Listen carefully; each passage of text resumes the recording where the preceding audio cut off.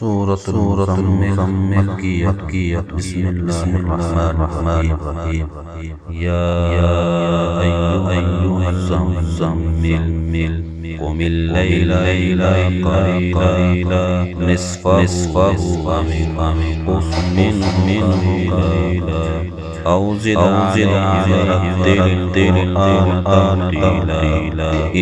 إنا سنلقي عليك قولا ثقيلا إن ناشئة الليل هي أشد وأقوم قيلا إن لك في النهار سبحا طويلا واذكر اسم ربك وتبتل إليه تبتيلا رب المشرق والمغرب لا إله إلا هو فاتخذه وكيلا واصبر على ما يقولون واهجر هجرا جميلا.